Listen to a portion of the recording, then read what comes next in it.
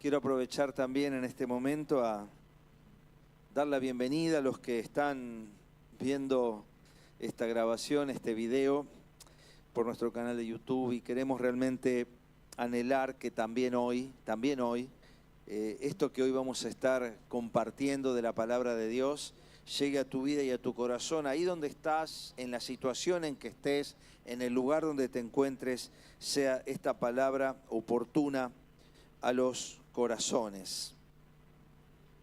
Muy bien. Bueno, el domingo pasado estuvimos hablando un poco de la victoria sobre la oscuridad, ¿no? Todo este mes hemos estado hablando de la victoria sobre la oscuridad. El mes que viene vamos a estar hablando, y por eso te pido que te reserves los domingos del mes de agosto. Lógicamente hay uno que estaremos de campamento, pero de retiro, pero que te reserves los domingos del mes de agosto, porque vamos a estar hablando de la victoria sobre mi historia, ¿no? Cómo vencer sobre nuestras historias personales. Así que así como en este mes nos hemos dedicado un poquito al enemigo. A mí no me gusta hablar del enemigo, ¿no? Porque no me gusta hablar de los perdedores, y el enemigo es un perdedor.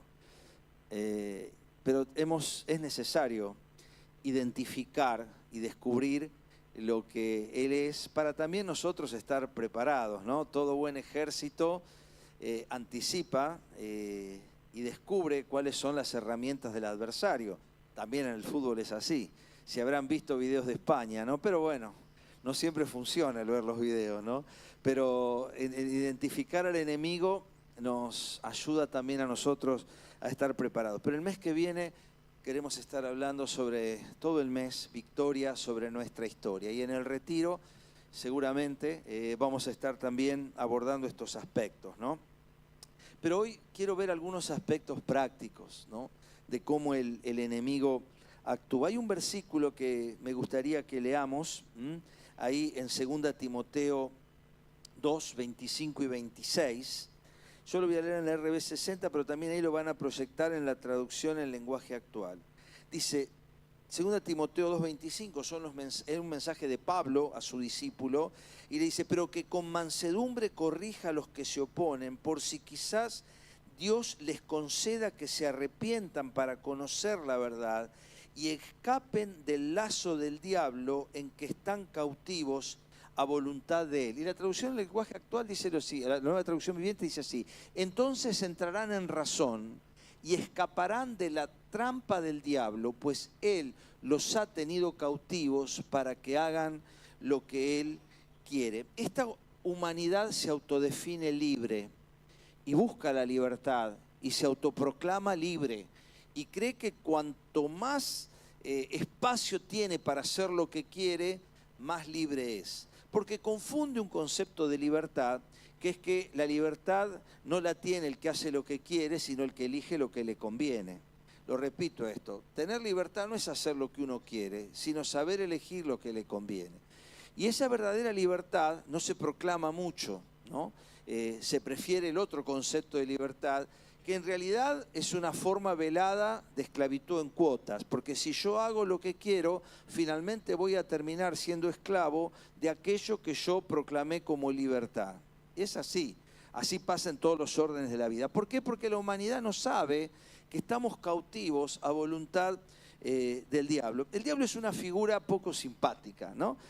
Siempre decimos que en la comunidad, en la sociedad, si nosotros preguntamos quién cree en Dios, vamos a tener un 90% de personas, según los últimos datos del CONICET, hay alrededor de 90% de personas que dicen creer en Dios en nuestra sociedad argentina.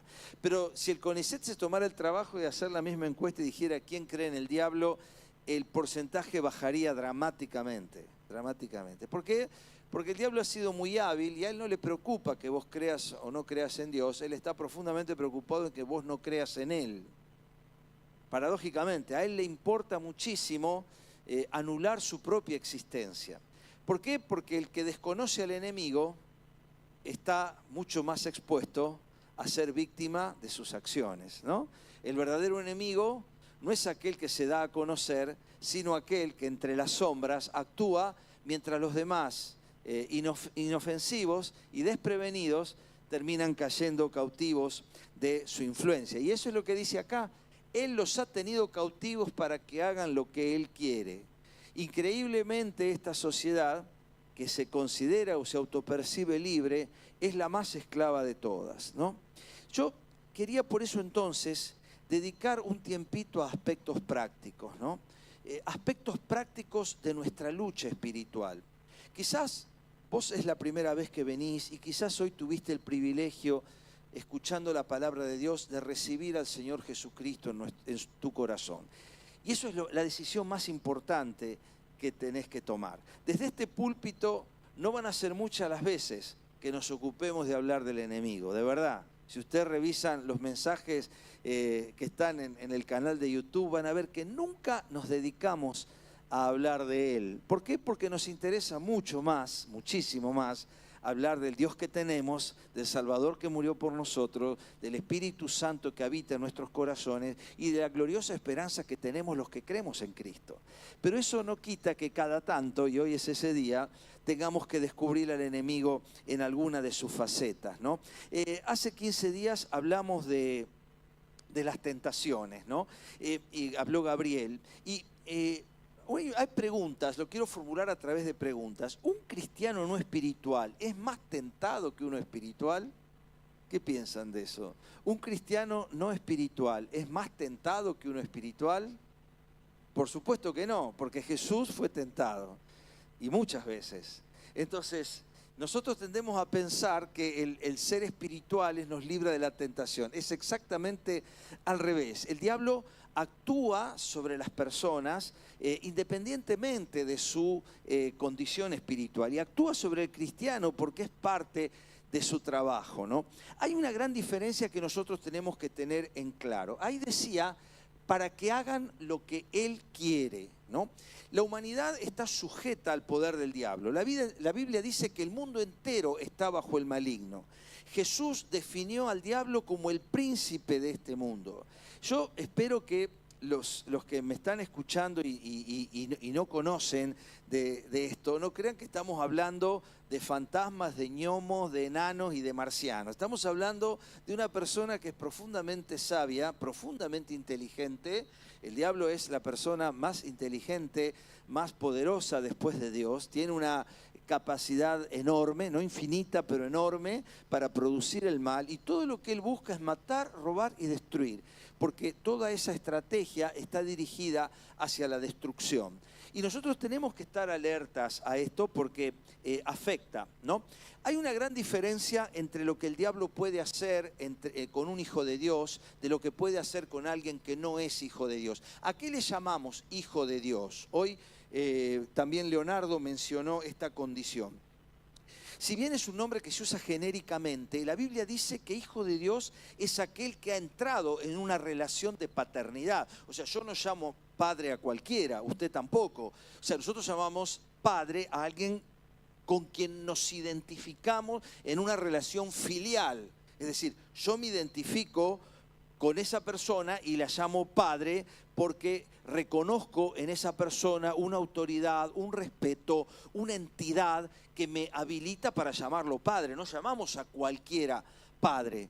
Bueno, del mismo modo, solo son hijos de Dios aquellos que han entrado en esa relación filial con Dios como Padre. Y dice la Biblia en Juan capítulo 1 que a los que le recibieron, a los que creen en su nombre, les dio el derecho de ser llamados hijos de Dios. Estoy citando literalmente Juan capítulo 1 versículo 12. A los que le recibieron, a los que creen en su nombre, le has dado el derecho, la potestad, la autoridad de ser llamados hijos de Dios. Cuando minutos atrás Leonardo predicó el Evangelio, demostró que Jesús es el camino, la verdad y la vida, y que nadie llega al Padre, si prestaron atención a ese versículo de Juan 14:6, nadie llega al Padre si no es por mí. O sea, podemos tener una concepción de Dios, pero no podemos tener una relación filial con Dios si no entramos a través de Jesucristo, porque lo dice la Biblia. Entonces, los hijos de Dios, o sea, aquellos que han recibido a Cristo como Señor y Salvador de sus vidas, son los que están en una relación filial con Dios. Dios es su Padre, Dios es su protector. Es más, Colosenses capítulo 1 dice que hemos recibido un traslado. ¿Vieron cuando alguien algún empresario o algún gerente de una fábrica lo trasladan y lo trasladan a otra ciudad. Bueno, la Biblia usa esa expresión traslado. Hemos sido trasladados de la potestad de las tinieblas al reino de su Hijo amado. Así dice Colosenses capítulo 1. Hemos sido trasladados de la potestad de las tinieblas al reino de su Hijo amado. Y esto es extraordinario, lo dice Colosenses 1:13. Nos ha librado de la potestad de las tinieblas y trasladado al reino de su amado Hijo, en quien tenemos perdón por su sangre, redención, el perdón de pecados. Es decir, hemos recibido un traslado de reino. ¿Eso qué quiere decir? Que desde el punto de vista espiritual, nosotros no estamos a potestad del diablo, como decía el versículo anterior. Hemos sido trasladados, en quien tenemos redención por su sangre, hemos sido trasladados a otro reino. ¿Eso qué quiere decir? Que ha habido un cambio de autoridad. Hay otra autoridad que pesa sobre aquel que ha recibido a Cristo en su corazón. El maligno no puede tocar. Una de las preguntas que hacemos es, ¿el diablo puede hacer lo que le plazca con nosotros, con los hijos de Dios? La respuesta es absolutamente no. El diablo pidió permiso para perturbar a Job, Job capítulo 1. Es más, ahí lo pueden proyectar Juan, en Lucas 22:31 dice que Simón, Simón, le dice Jesús, Satanás te ha pedido para zarandearte como a trigo. ¿Vieron? Antes el trigo se ponía en cernidores donde se separaba la paja del grano, ¿no? Así el diablo pidió a Pedro para meterlo en el cernidor. Dice, pero yo he orado por ti para que tu fe no falte, y una vez vuelto, confirma a tus hermanos. Acá dice dos cosas importantes, si volvemos al anterior. Satanás te ha pedido. Satanás te ha pedido. Quiere decir que se necesita una permisión para que el diablo ataque la vida del Hijo de Dios, de la persona que ha recibido a Cristo. No es así con la humanidad. ¿Se acuerdan lo que leímos en el primer versículo? Están cautivos a voluntad de Él. Entonces, acá hay una diferencia radical que es de fondo. El maligno no puede tocarnos a nosotros a menos que el Señor lo permita. ¿Por qué? Porque a diferencia de la humanidad, el reino de la oscuridad es profundamente ordenado y sujeto a autoridad. Sí, el reino de la tiniebla es profundamente ordenado y sujeto a autoridad, a diferencia de los hombres, ¿no? Nunca nos olvidemos que la humanidad es la única entidad con vida que ha desobedecido y desobedece a Dios y vivió para contarlo, ¿no? Somos los únicos. Tenemos ese dudoso privilegio de haber desobedecido y vivido para contarlo. ¿Por qué? Porque Dios te amó y Dios me amó a mí. Y Él soslayó nuestra desobediencia, mi desobediencia, proveyendo un camino, trayendo a un ser humano que fue obediente al 101%, y al morir por mis desobediencias, yo vivo gracias a su obediencia. Esta es la transición que opera a través de la muerte de Cristo. El justo por los injustos, diría el apóstol Pedro, para llevarnos a Dios. Así es el proceso. Pero la humanidad está cautiva a voluntad del diablo. Es decir, cuando nosotros a la noche en pista de aterrizaje nos encontramos con esos jóvenes drogados o violentos, o acá en Jesús en las calles, que cada tanto se manifiesta alguno cuando predicamos la palabra. ¿Por qué pasa eso? Porque están cautivos a voluntad del diablo. No tienen poder de decisión. Hay todo un abanico desde de la manera en que el enemigo puede operar en el que no es cristiano, ¿no? El colmo, o sea, la expresión extrema de eso es la enajenación, como el endemoniado gadareno de la Biblia. La enajenación es la pérdida total de la capacidad de decisión, ¿no? El diablo va tomando protagonismo en nuestras vidas, ¿no? Y en las vidas de los que no creen en Cristo, va tomando protagonismo. ¿Por qué? Porque están cautivos a voluntad de Él. Entonces ese protagonismo va creciendo. A medida que le vamos dando, esa gente le va dando lugar al diablo, su poder sobre esas vidas se manifiesta cada vez más. Y así llegamos a situaciones extremas, ¿no? donde hay suicidio, donde hay agresión, donde hay muerte.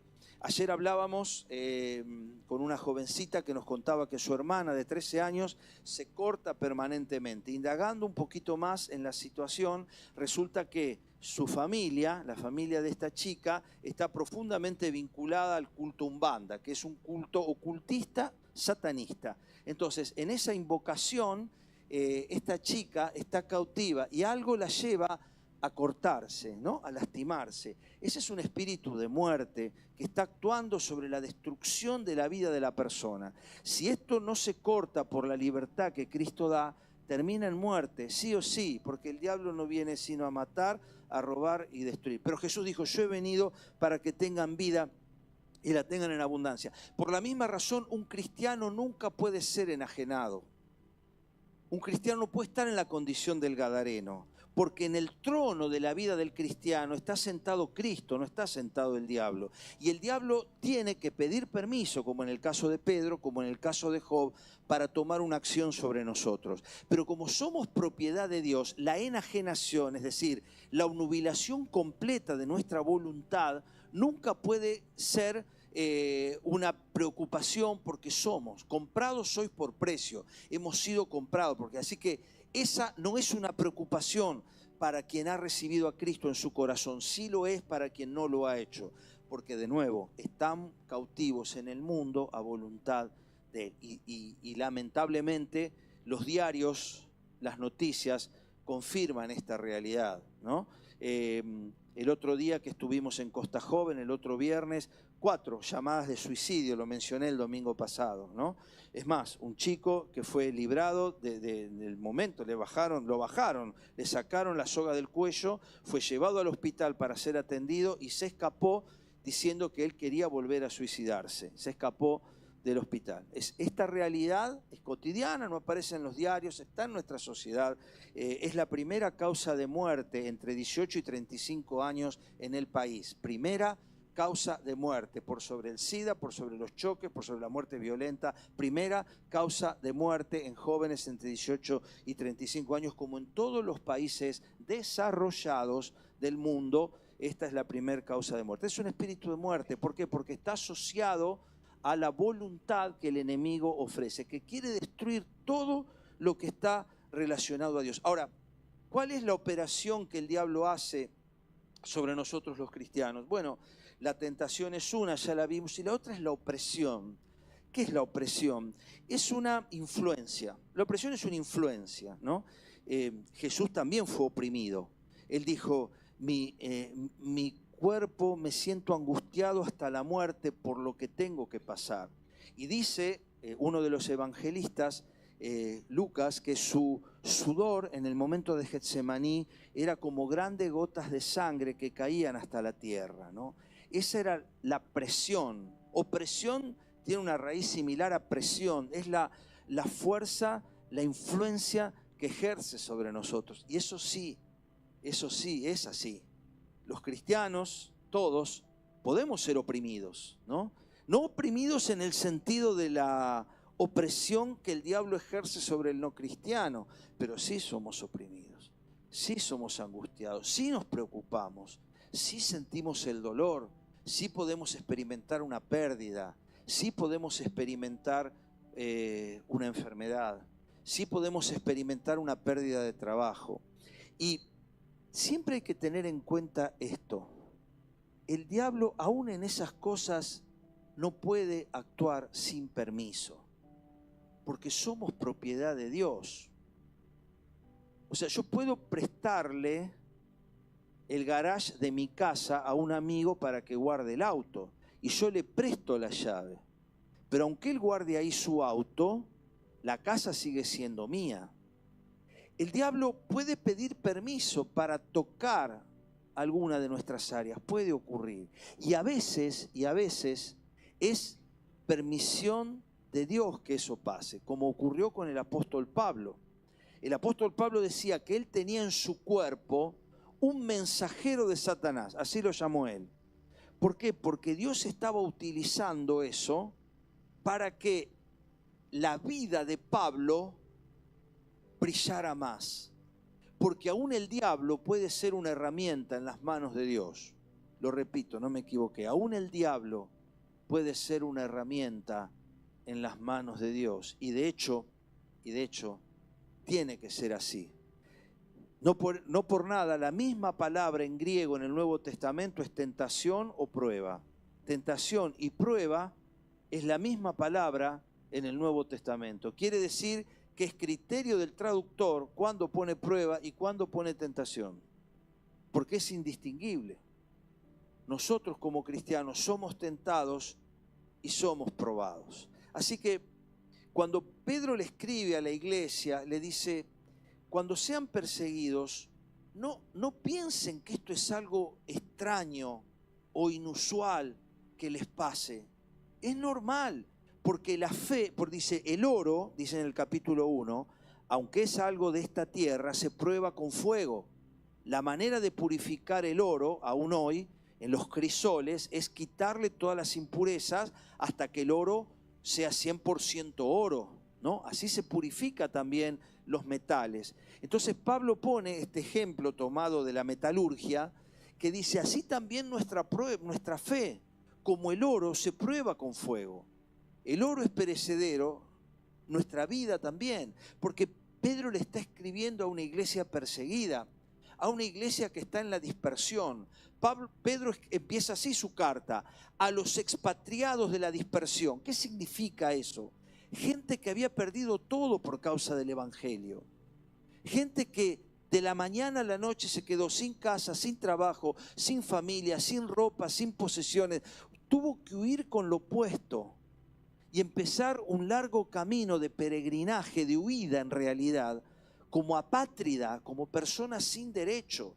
Y Pedro le está escribiendo a esa inconmensurable cantidad de cristianos que tenían que sobrevivir con una fe donde la realidad les era contraria.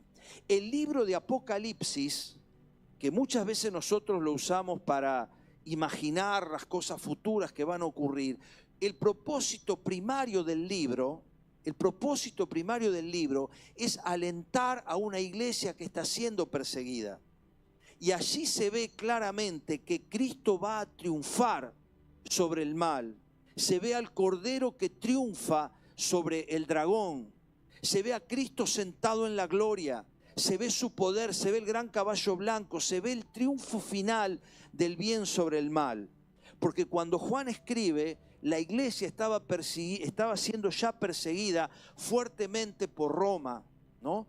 Entonces morían en el circo, morían perseguidos, perdían a sus hijos, perdían a su familia. Cada vez que los cristianos se encontraban en esa época, se saludaban como si fuera la última vez, porque para varios de ellos era la última vez. Y una cosa es ser cristiano hoy, donde decido, porque en lugar de haber 20% de humedad, hay 40%, entonces no voy. En ese momento decidir ser cristiano equivalía a elegir la vida.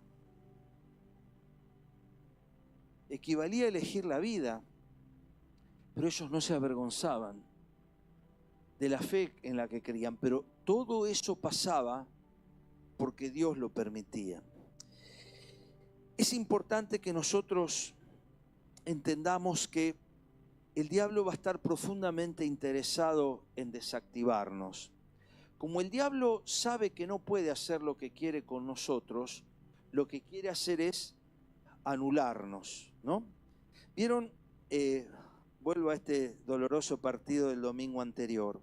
Fíjense cómo figuras clave de nuestra selección fueron desactivadas, ¿no? Así como nosotros días antes lo habíamos hecho con Bellinger y con otros, con Kane, como los tuvimos ahí, que no pudieron ni atacar. Bueno, después lo hicieron con nosotros. Y figuras clave de nuestro seleccionado quedaron opacadas. Obviamente no le podían poner una piña, porque eso era tarjeta roja, no le pueden poner una piña a Messi, pero sí pueden bloquearlo de modo tal que quede inactivado. Es una estrategia deportiva lícita. El diablo sabe que no puede ponernos una piña, porque eso es tarjeta roja, pero sí sabe que puede anularnos. Y él tiene un número limitado, pero grande, de esbirros, de soldados, que van a estar profundamente preocupados en inactivarte. Porque él Él y nadie más que Él sabe lo peligroso que sos. El diablo está mucho más convencido de tu capacidad de generarle daño a Él de lo que vos mismo estás.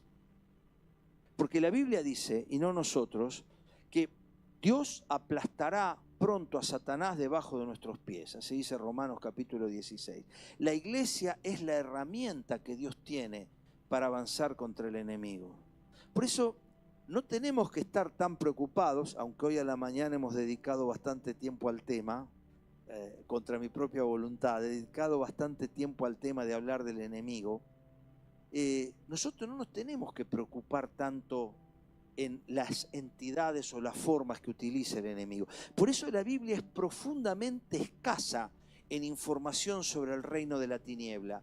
No nos interesa. Habla de principados, de potestades. Existen dinastías, existen potestades, así como hay potestades angelicales, hay potestades en el reino de la tiniebla. Y uno va enfrentando distintas dinastías. Y seguramente el diablo utiliza soldados de élite. No va a combatir a alguien sin riesgo con un SWAT. Los SWAT, como tiene un número limitado de Marines, de SWAT, lo va a destinar a los pesos pesados de la fe. Y es verdad que cada vez que uno va avanzando y más peligroso se pone, también mayor es la, digamos, la fortaleza o la corpulencia del contrincante, ¿no? Es decir, los que saben que a Messi hay que ponerle marcadores especiales. No puede ser cualquiera. Tiene que ser experimentado, porque si no se les escapa.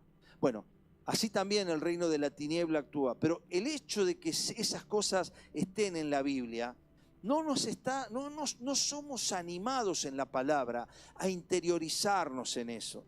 A veces la iglesia ha tenido un interés hasta casi morboso en preocuparse en conocer entidades del enemigo que no nos sirven a nosotros. ¿Sabés lo que te sirve a vos en esta mañana? Hay 2 o 3 cosas ya para ir cerrando.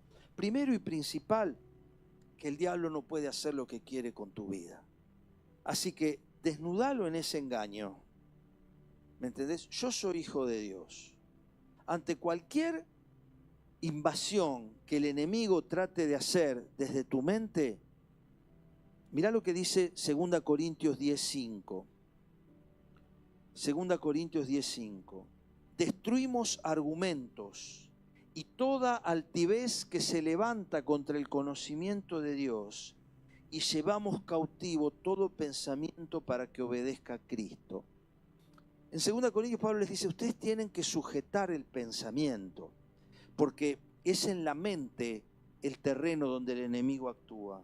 A través de influencias, dentro de 2 domingos vamos a hablar de esto, de las falsas enseñanzas y de las falsas influencias.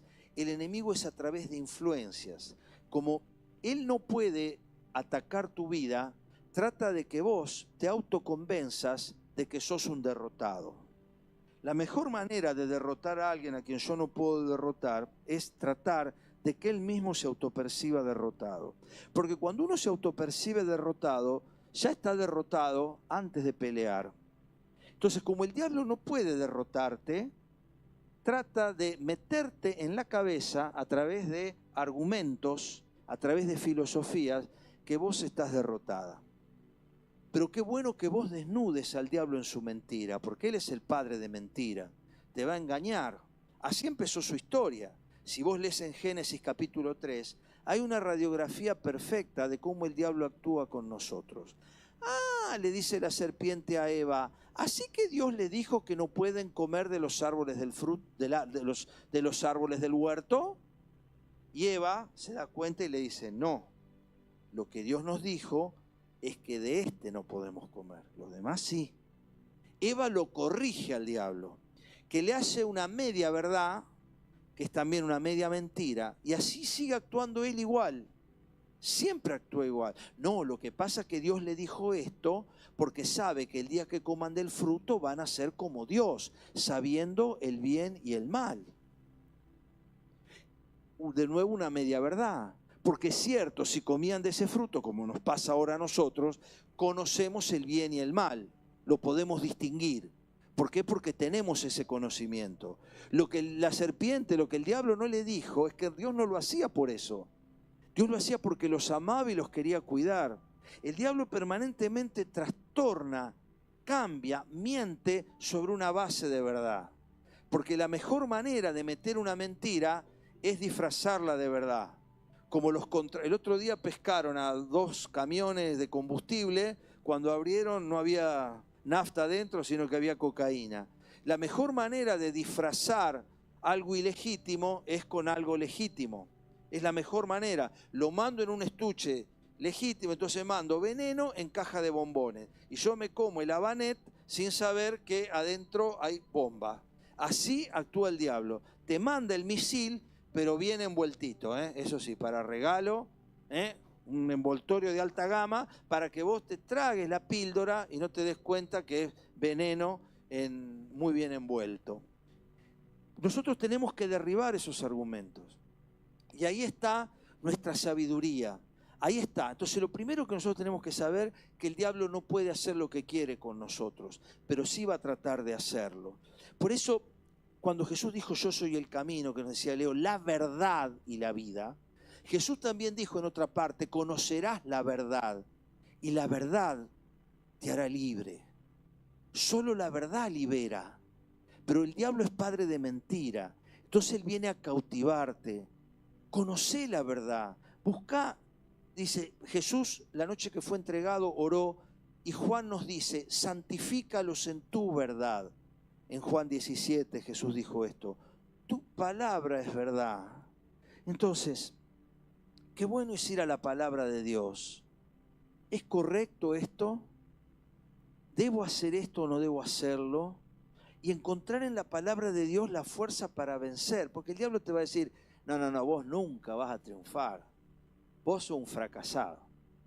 Vos sos un eterno perdedor. Y eso va a estigmatizarte como un padre que le dice al hijo, vos nunca vas a ser como tu hermano. Esas ataduras que los padres a veces ponen a los hijos y los condicionan de por vida. El diablo también te etiqueta. No, vos no vas a poder. ¿Y nosotros cómo vencemos eso? Derribando argumentos. Derribamos argumentos con la luz de Cristo. Entonces en esta mañana, ¿qué argumento tenés que derribar en tu vida? ¿El argumento de que estás condenada al fracaso? Yo no encuentro en la Biblia a ningún ser humano que está condenado al fracaso. La Biblia dice que Dios no socorrió a los ángeles, sino que socorrió a la descendencia de Abraham, es decir, a los seres humanos. No socorrió a los ángeles. Los ángeles no tienen salida. Lamentablemente o afortunadamente, los ángeles caídos no tienen marcha atrás. ¿Por qué? Porque la revelación que ellos tuvieron de Dios fue demasiado alta. Y como esa revelación fue muy alta, ya no hay camino, no hay vuelta atrás. Nosotros debemos dar gracias de que la revelación que tuvimos de Dios fue limitada. Y como nuestra revelación es limitada y por lo tanto nuestra capacidad de conocer su hermoso corazón de amor y bondad fue extremadamente más limitada que la que tuvieron los ángeles caídos, nosotros hoy tenemos esperanza y somos redimidos. Pero para ellos no hay solución, pero para el resto de los seres humanos sí. ¿Y sabés cuál es la mejor demostración de esta? Está en la cruz del Calvario. Hubo 3 cruces en esa tarde fatídica, 3 cruces. La del medio era la del Señor Jesús. La de un lado era de un malhechor, condenado a la cruz también por la justicia romana. Y del otro lado había otro malhechor. De un lado un malhechor le dijo, si de verdad eres hijo de Dios, bájate de la cruz y sálvate a ti mismo y a nosotros. Que esa es la voz del mundo. Si eres, la duda, la confrontación, la burla. En cambio el otro malhechor le dice, vos no tenés miedo a Dios ni aún estando en esta condición. Y le dice a Jesús, acuérdate de mí cuando vengas en tu reino. Y Jesús le dijo, hoy estarás conmigo en el paraíso. Y a mí me encanta pensar que la primer persona que traspuso los portales de esplendor el primer ser humano salvado por la sangre de Cristo, que atravesó esos portales de gloria con derecho legítimo a estar ahí. No fue un predicador, no fue un pastor, no fue Pedro, ni Juan, ni Pablo.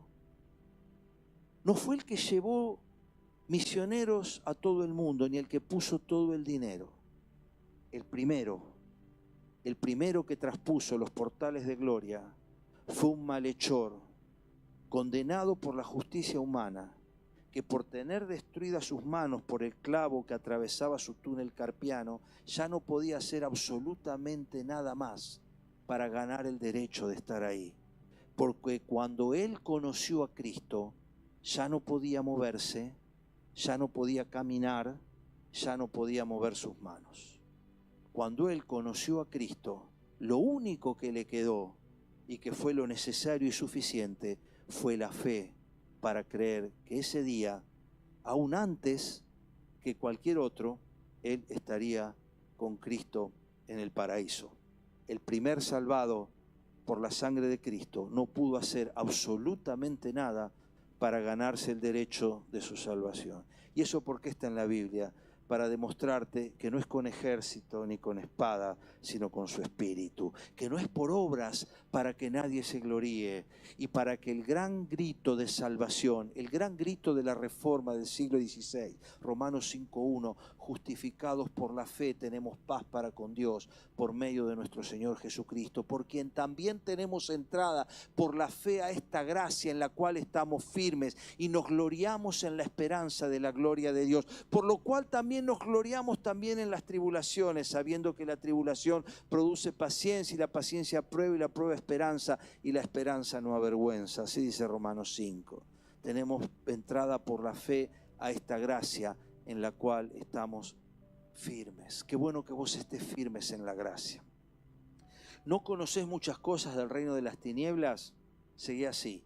Procurá de conocer cosas del reino de la luz, porque eso es lo que bendice, porque eso es lo que te hace crecer. Alcanza y sobra lo que hoy dijimos, porque no te preocupes por un derrotado, ocupate del vencedor, y vos estás del lado del vencedor. Si recibiste al Señor Jesucristo, ¿vas a tener tentaciones? Claro que sí. ¿Vas a tener momentos de opresión? Claro que sí. ¿Va a haber lágrimas? Seguramente. ¿Va a haber cosas que te vas a preguntar por qué? ¿Por qué esto en mí? ¿Por qué me pasa esto? Va a pasar.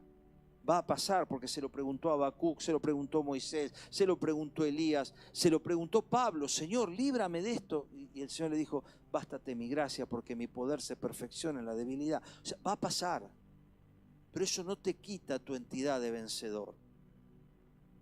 El vencedor tiene las luces puestas sobre él, aún perdiendo. Y disculpen la comparación, pero las cámaras el domingo pasado no estaban puestas sobre el festejo de España, sino que estaban puestos sobre ese gigante que estaba de rodillas llorando ahí, Lionel, porque eso era lo importante. No era que ese hombre estuviera ganando el segundo puesto, porque el segundo puesto es circunstancial, pero la honra del recorrido es eterna. Y nosotros hoy podemos decir que Cristo es el triunfador y nos hace a nosotros partícipes de la victoria. Quiero animarte en esta mañana a que escapes del engaño del diablo. Si con lo que Leonardo nos dijo antes, ya tomaste una decisión por Cristo, déjame decirte que ya escapaste de los lazos de Él. Porque ya no estás cautiva, no estás cautivo a voluntad de Él. Dios guía tus pasos, Dios conduce tu camino. Y si no lo hiciste, qué bueno que lo puedas hacer ahora. Te damos una segunda oportunidad. Dios te da 1000 oportunidades. Mientras tengamos vida, tenemos la oportunidad de recibir a Cristo como Salvador y Señor de nuestras vidas. No dejes de hacerlo. ¿Sos adolescente? Qué bueno que puedas conocer a Cristo ahora. Tenés toda una vida por delante. ¿Sos grande? ¿Sos mayor? Siempre tenés una oportunidad de hacer algo más. Independientemente de la edad que tengamos, este es el momento. Sos cristiano de hace tiempo, que el diablo no te engañe, que no te atornille al banco, que no te diga ya no servís más, vos ya fracasaste.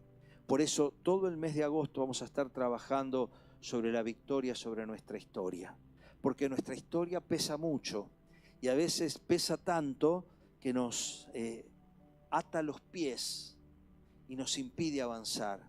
Pero el Señor Jesucristo es Señor aún de nuestra historia. Y si de una persona fracasada de 80 años, además asesino y además perseguido por sus propios hermanos, pudo hacer de él el líder más grande de toda la historia, Moisés, ¿cómo no lo va a poder hacer con vos y conmigo? Porque es el mismo Dios y es el mismo poder, dice Efesios, que operó en Cristo para resucitarle de los muertos. Ese mismo poder opera en nosotros los que creemos. ¿Qué es más difícil, resucitar a un muerto o transformar a un vivo?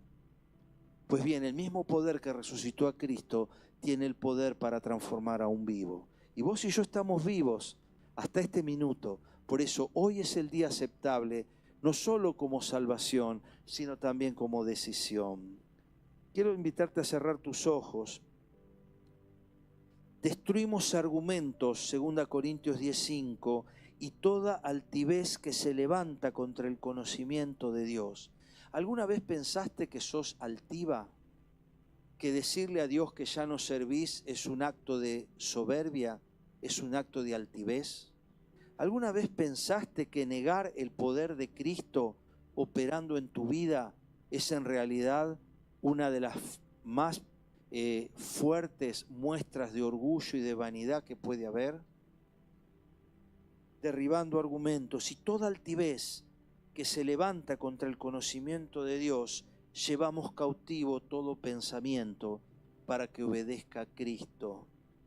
Qué bueno que en esta mañana lleves cautivos tus pensamientos. Es más fácil sujetar el músculo que sujetar el alma. Es más fácil decirle a la pierna no camines que a la mente no pienses. Es más fácil. Porque es muy difícil decirle a la mente que piense tal o cual cosa. Pero déjame decirte que vos tenés autoridad sobre tu mente. Y no podemos dejar volar nuestros pensamientos hacia donde quieren ir.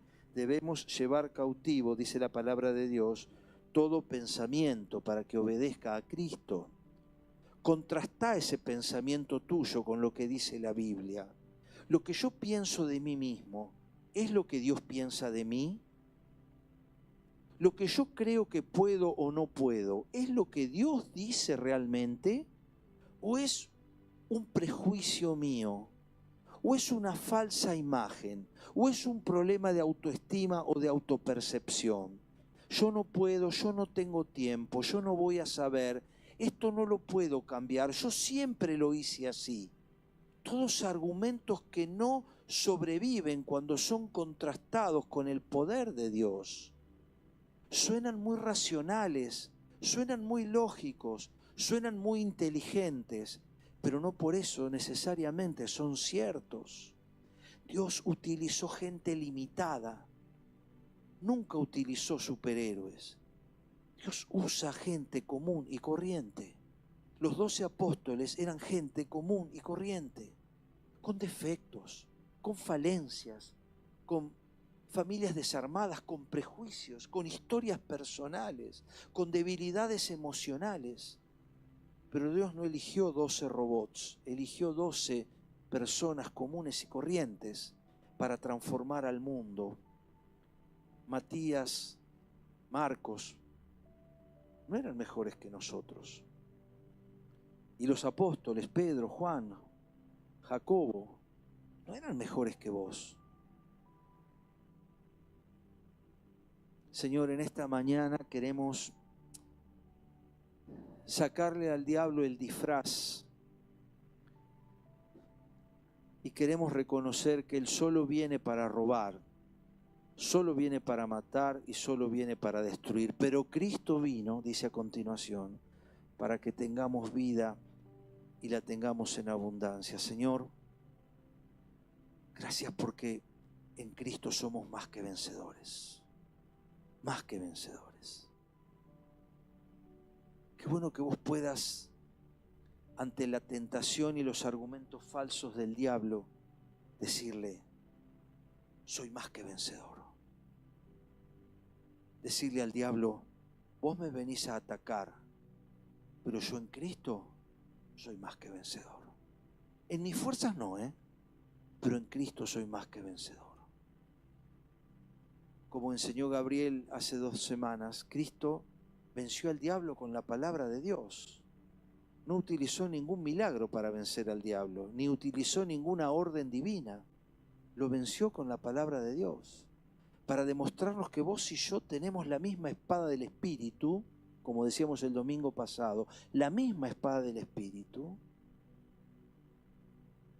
la misma coraza y el mismo escudo de la fe para detener esos dardos de fuego. Señor, en esta mañana queremos pedirte que nos ayudes a creer que en Cristo hay victoria. Hay victoria en el nombre de Jesús. Hay poder y autoridad en su nombre. Señor, declaramos hoy la verdad revelada de Dios de que Cristo es nuestro amparo, nuestra fortaleza, nuestro pronto auxilio en las tribulaciones, de que Él es nuestro libertador, de que Él es nuestro general, de que Él es nuestro Señor, de que Él es el vencedor. Hoy, Señor, nos cobijamos bajo el refugio eterno de la persona de Jesús para resistir al diablo y huya. Resistan al diablo y huirá de vosotros, dice Santiago 4:7. Resistan al diablo y él tiene que huir. ¿Y cómo se le resiste? Con la palabra de Dios, con la fe, con la oración, con la convicción de que vos en Cristo sos vencedora. ¿Te autopercibís vencedor? ¿Te crees realmente vencedor? Si recibiste al Señor Jesús en tu corazón, tenés el ADN del vencedor. Quizás tenés que aplicarlo. Quizás solo tenés que utilizar las armas que Él ya te dio. Quizás ignorás que tenés armas en tu arsenal, pero esta es la mañana en que Dios te pide que pongas en uso esas armas, que utilices los recursos. Por ahí tenés cosas valiosas en el banco de suplentes y no los pones a jugar porque vayas a saber por qué cosa, porque te acostumbraste tanto a jugar con los titulares. Pero ¿está la oración en el banco de suplentes? ¿Está la lectura de la palabra de Dios en el banco de suplentes? ¿Está la vida congregacional en el banco de suplentes? ¿Está la memorización de textos bíblicos en el banco de suplentes? ¿Está el escuchar y vivir las alabanzas que siervos de Dios han grabado para que vos te regocijes en esas alabanzas? Esas alabanzas están en el banco de suplentes. ¿Está la vida de oración congregacional en el banco de suplentes? ¿Está la declaración y la pronunciación de la palabra de Dios en el banco de suplentes? No sea que descubramos que nuestras mejores armas están en el armario. Señor, creemos firmemente en tu poder. Creemos en la oración eficaz del justo que puede mucho. Creemos, Señor, que si confesamos tu nombre, Dios, si confesamos tu nombre, somos libres. Creemos, Señor, que tú nos llevas de triunfo en triunfo por medio de aquel que nos amó. Esto dice tu palabra. Creemos, Señor, como dice tu palabra, que ni ángeles, ni principados, ni potestades, ni ninguna cosa pasada, presente o porvenir nos puede separar del amor de Dios. Nada te puede separar. Creemos esto. Creemos esto. ¿Te animás a hacer una declaración? Declarale al Señor: Señor, perdóname por creerle más al diablo que a vos. Perdóname por comerme las mentiras que el enemigo disfraza como verdades. Quiero, Señor, crecer en tu verdad.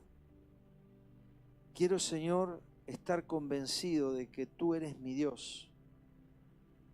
de que tú puedes darme la victoria en todas las batallas. Porque Cristo es el vencedor. Quiero creerlo, Señor. Ayúdame a creer en esta mañana que no hay derrota para el vencedor. Ayúdame a creer en esta mañana, Señor, que tú nos llevas de triunfo en triunfo. Vos me llevás al triunfo. Gracias, Señor, porque hay corona de victoria para los que perseveran y creen en esta verdad. Renuncio a la mentira del diablo. Quizás ahí le quieras poner la mentira con la que él te engañó. ¿Cuál es la mentira con la que él te está engañando? Hay una mentira. Hay una mentira. Hay una mentira. No, Jesús, de ninguna manera te pase esto, le dijo Pedro. Y Jesús lo desenmascaró y le dijo, apartate de mí porque me sos un estorbo. No, en ninguna manera esto te acontezca. Mirá, tenés cuidado de vos mismo, Señor. Tenés que cuidarte. ¿Cuál es la mentira? Señor, revélanos en tu palabra, en la oración, que podemos llegar a ser peligrosísimos para el reino de la tiniebla si tan solo creemos lo que dice el Salmo, que en Dios haremos proezas.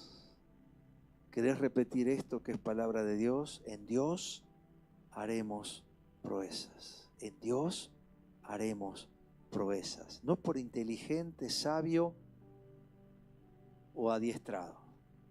No.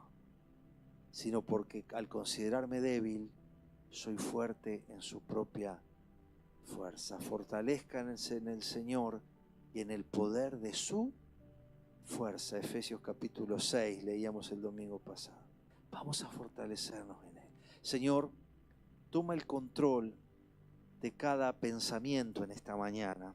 Que no seamos engañados tan fácilmente por la serpiente antigua, el gran susurrador de mentiras. Que creamos a tu palabra, que creamos a la verdad. Que el Espíritu Santo está en nosotros para guiarnos a toda verdad. Para guiarnos al ejercicio de una vida sana, para guiarnos, Señor, al crecimiento, hasta que todos lleguemos a la plenitud de Cristo, Señor. Creamos esa verdad en esta mañana. Derribamos argumentos en esta mañana. Rompemos paradigmas. Quitamos la falsa mentira del diablo que nos invita a abandonar la carrera. Hoy, Señor, creemos que puestos los ojos en Jesús, podemos correr esa carrera que tenemos por delante, sabiendo, Señor, sabiendo que debemos correr de tal manera de obtener el premio. Así sea, Señor. Prosigo, decía Pablo, hasta obtener el premio del supremo llamamiento de Dios en Cristo Jesús. Esto es para vos, esto es para tu vida.